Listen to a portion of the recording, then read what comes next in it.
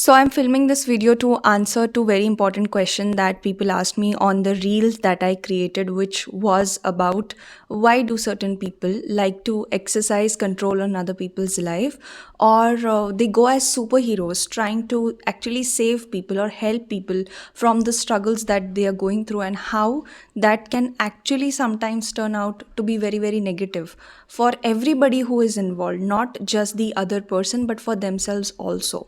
And there was a question that if you are on the receiving end of this controlling or savior behavior, what you should be doing. Now, let's understand first of all what is this controlling behavior, what is the savior behavior, and what is the person who is experiencing this behavior, what really happens between this.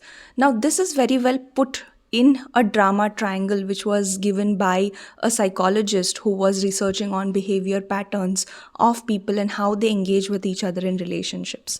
So there are 3 points involved in this drama triangle, so 3 people involved most of the times.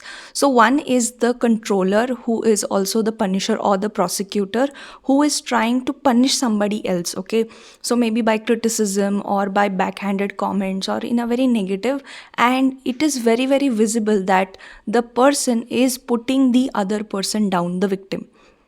Okay, so the punisher is a power high and the victim is a power low. Now, this savior is a superhero who tries to rescue that victim and saves them. And this person is also a power high and the victim is a power low. So now you see both the positions of the punisher and the savior, they are a power above. And both of them are having a better sense of control of what is happening to their ego, what is happening to their life. But the victim doesn't.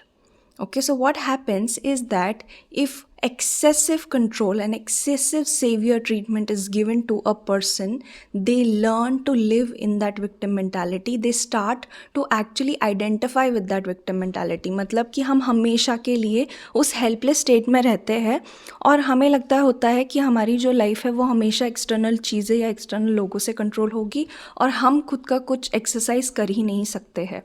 तो वो इंसान most of the time कितना भी confident या powerful लगे, काफ़ी एक powerless feeling में होता है और काफ़ी एक पावरलेस लाइफ जीता है. That is why being at the receiving end of both the treatments is very very detrimental for our growth in life in general. तो आपने करना क्या चाहिए, हमें ये समझना होगा सबसे पहले कि जब भी हम सपोर्ट देने की या सपोर्ट सीख करने की कोशिश करते हैं तो वो सपोर्ट कैसा होना चाहिए for the best of your growth and also for the best intentions and other people's growth who are involve in to that system. तो अगर आप जिम का एग्जाम्पल ले तो वहाँ पर जब भी आप बहुत ज़्यादा हैवी वेट लिफ्ट करने की कोशिश कर ले और लेट्स से कि आपके अंदर इतनी भी ज़्यादा कैपेसिटी नहीं है उस वेट को लिफ्ट करने की, तो आपके साथ एक ट्रेनर होता है जो आपको सपोर्ट देता है उस वेट को लिफ्ट करने में. अब ये ट्रेनर आपके लिए वेट नहीं लिफ्ट कर रहा होता है, क्योंकि अगर ट्रेनर ने ही वेट लिफ्ट कर दिया तो आपकी मसल ही बिल्ड नहीं होगी. तो वो बहुत ही स्लाइट सपोर्ट प्रोवाइड करते हैं. कई बार they are just touching the weight lifting bar and not even actually giving you a support. So when a coach or a trainer, चाहे वो जिम ट्रेनर हो या चाहे वो नॉर्मल कोचेस और ट्रेनर्स हो, वो जो भी लोग प्रॉब्लम में है ना उनको रास्ता दिखाते हैं कि देखो ये पॉसिबिलिटीज़ है, ये हो सकता है, बट वो उनको खींच के लेकर जाकर उन्हें ज़बरदस्ती उस रास्ते पे चलाना, उनसे ज़बरदस्ती चीज़ें करवाना, ये सारी चीज़ें नहीं करते. क्योंकि अगर आप किसी को पावर ऑफ चॉइस दोगे ही नहीं या दिखाओगे ही नहीं तो वो इंसान ना तो कभी खुद पावरफुल बन सकता है, ना तो वो कभी रिस्पॉन्सिबल बन सकता है. Responsibility is the word. तो जिन्होंने भी मुझसे क्वेश्चन पूछा था कमेंट्स में कि अगर आपको रिसीव ऐसी ट्रीटमेंट हो रही है तो आपने क्या करना चाहिए, सबसे पहले तो you should get responsible for your life and the consequences of your life. भले ही you are taking a way which not might turn into the best way possible in your life, तो आपके अंदर वो capacity होनी चाहिए to say कि हाँ मैंने ये चूज़ किया था, these are the consequences of it, and then you can make the course corrections in your way, but you have to be responsible for doing that. तो अगर आप वो लैक करते हो कि नहीं यार ये अगर मैंने ये वे चूज़ किया तो जो कंट्रोलिंग या पनिशिंग वाले मेंटालिटी वाले लोग हैं वो मुझे क्या कहेंगे, वो तो मुझे और क्रिटिसाइज़ करेंगे, ये सब कुछ करेंगे। तो यहाँ पर you have to choose that. तो आपके पास दो सेट ऑफ लोग होते हैं। तो जो सेवियर्स वाले होते हैं, जो सुपर हीरो बनने की कोशिश कर रहे होते हैं, उनको बताओ कि यहाँ पे इतना सपोर्ट चाहिए, इससे ज़्यादा नहीं चाहिए, आप मेरी ग्रोथ को रोक रहे हो। It's very important to have this conversation with them and helping them understand कि you are there to support me, not to live my life. And अगर वो सीरियसली अगर एक हेल्पिंग पोजिशन से आ रहे हैं ना, तो वो इस बात को समझेंगे भी। और उनके अंदर एक नीड होती है to be needed by other people, they want to contribute. So by showing them कि आप कितना कॉन्ट्रीब्यूशन एक्चुअली में चाहते हो, तो वो भी खुश हो जाते हैं कि हमें कॉन्ट्रीब्यूट भी करने मिल रहा है एंड वो टॉक्सिक भी नहीं हो रहा है। And now comes the controllers और पनिशर्स। ऐसा हो सकता है कि सेम इंसान ना दोनों रोल्स में भी स्विच करे, इट इज़ क्वाइट पॉसिबल। तो that time you need to draw very clear boundaries with these people. सबसे पहली चीज़ तो अपने अपना जो सेल्फ इमेज है या हमारी सेल्फ एस्टीम होती है कि हम कैसे हैं एज ए ह्यूमन बीइंग, कभी भी जिसकी भी टेंडेंसी होती है of this punishing, criticising, prosecuting, इनका लेंस से अपने आप को देखना नहीं चाहिए, क्योंकि it is very very negative. ये लोग मैक्सिमम टाइम में भी आपके बारे में बहुत अच्छा सोचे, बट वो जो टाइम होता है जहाँ पर वो ट्रिगर हो जाते हैं, they might start saying things which they don't actually mean. You see कि एंगर में लोग क्या क्या बोलते हैं, तो शायद वो चीज़ें वो मीन भी नहीं करते होंगे जो वो बोलने लगते हैं, and that might not also be true about you. So उनकी बातों को आपने सच मान लेना एज इट इज़ नहीं है। थोड़ा अपनी एनालिसिस करना बहुत ज़्यादा ज़रूरी है when you are dealing with those kind of people. अगर आपको लगता है आपके अंदर ये टेंडेंसी है टू बी द पनिशर या टू से कि ये क्या कर दिया, मेरा सुनते तो और अच्छा हो जाता है या ऐसा कुछ, तो आपको ना चैलेंजर बनना है। तो सेवियर से कोच बन गए, विक्टिम से क्रिएटर बन गए अपने लाइफ के, तो वैसे ही आपको एक पनिशर से चैलेंजर बनना है। कैसे? आपके जो भी प्रिंसिपल्स है, जिस जो आपको लगता है कि बेस्ट प्रिंसिपल्स है ज़िंदगी जीने के, आप खुद वैसे जिए और आप एक एग्जाम्पल और इंस्पिरेशन बने लोगों के लिए। मतलब कि आपको देख के लोगों को लगे कि आपके जैसा बनना है, इसलिए नहीं क्योंकि आपने बहुत ज़्यादा उनको क्रिटिसाइज़ या ह्यूमिलिएट कर दिया। तो ये दोनों बहुत अलग पोजीशंस है जो आप किसी की लाइफ में ले सकते हो। इंस्पिरेशन की पोजीशन, एक चैलेंजर की position to help them inspire for better goals, और समबडी हु सो ह्यूमिलिएटिंग कि ये विक्टिम सोचे कि मुझे कभी भी ना इसके जैसा नहीं बनना। तो आपका बिहेवियर ऐसे स्विच करने से ही बहुत कुछ बदल जाता है।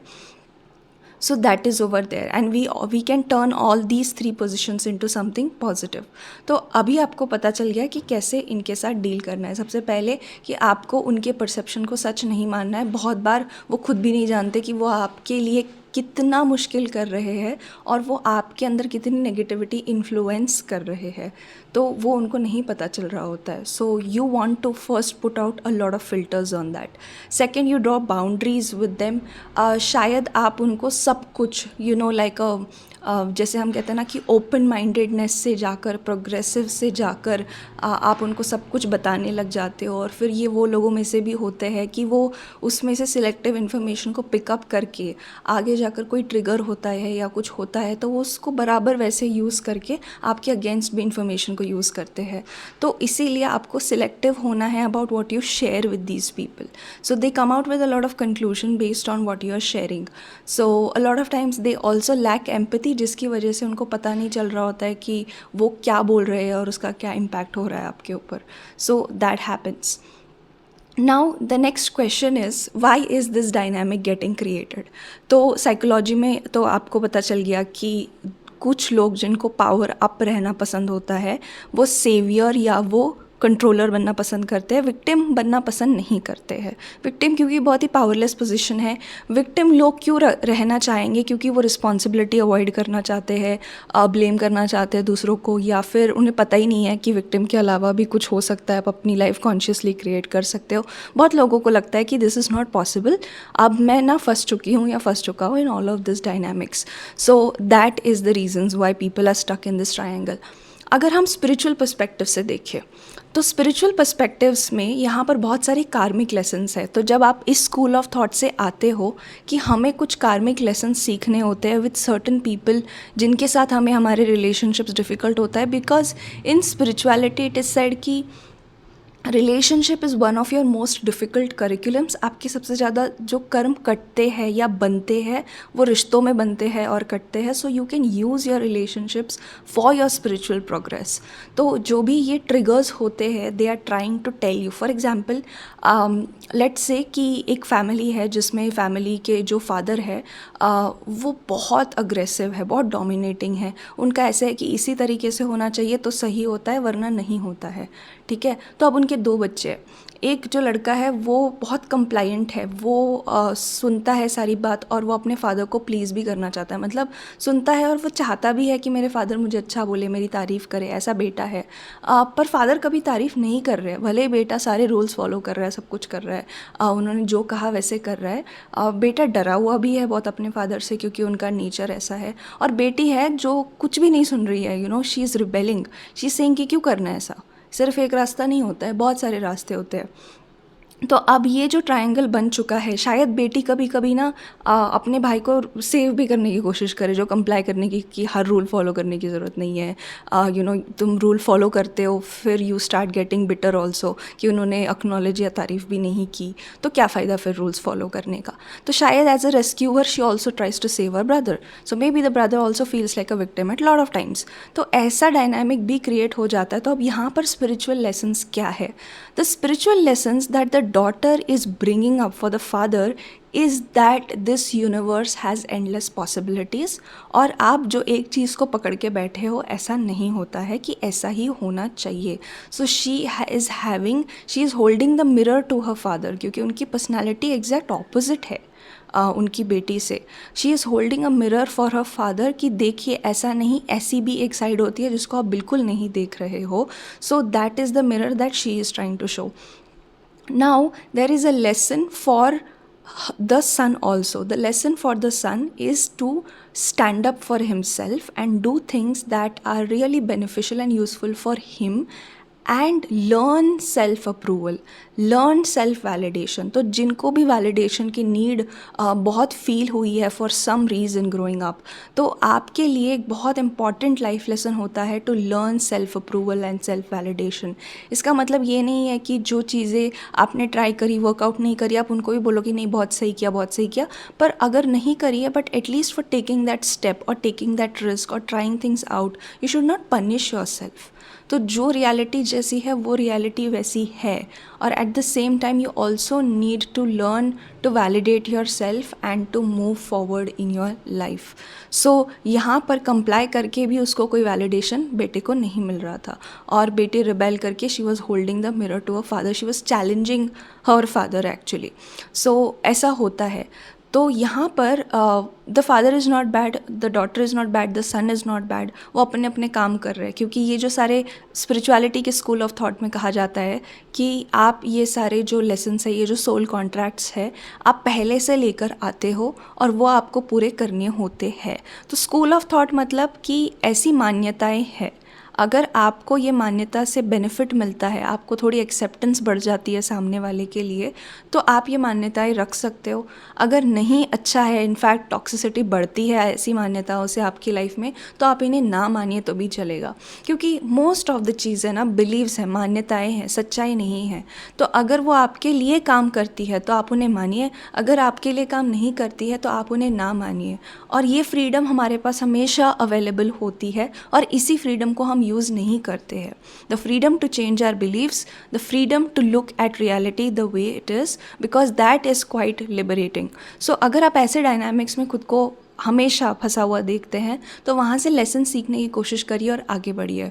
रिलेशनशिप्स का करिकुलम किसी के लिए भी आसान नहीं है। हर एक इंसान के किसी न किसी के साथ कनेक्शंस बहुत डिफ़िकल्ट होते हैं। ये वो लोग होते हैं जो आपके सोल के प्यूरिफिकेशन में आपकी मदद करते हैं। मतलब कि आपके टैलेंट को सबको निखारने के लिए आपके सामने चैलेंजेस तो रखने होंगे ना, वरना आपकी स्ट्रेंथ कैसी बढ़ेगी। तो वो चैलेंजेस रखने का काम ये लोग करते हैं। अगर आप इस चीज़ को ऐसे देखें तो आप उन लोगों के लिए बिटरनेस होल्ड करना बंद कर देंगे, या फिर आप समझ लेंगे कि दिस इज़ नॉट पर्सनल, ये कोई पर्सनल अटैक नहीं है, मेरे साथ कोई दुश्मनी नहीं की जा रही है, this is not personal and you'll stop taking it personally. Because जब आपके अंदर रिजेंटमेंट, गुस्सा, ये चीज़ें बढ़ जाती है और आप उस इसमें आ जाते हो कि मैं ही क्यों, मेरे साथ ही ऐसा क्यों, you are in the victim state, you are not able to learn anything out of it. But if you find out the lesson for you that is present in this dynamic, तो आप फिर बहुत powerful feel करते हो to take that lesson and to move forward in your life. So I hope this video was really very helpful, and if you have more confusions, questions which you want to ask, you can book a call with me, or you can also leave it in the comments. I'll try making videos as much as possible.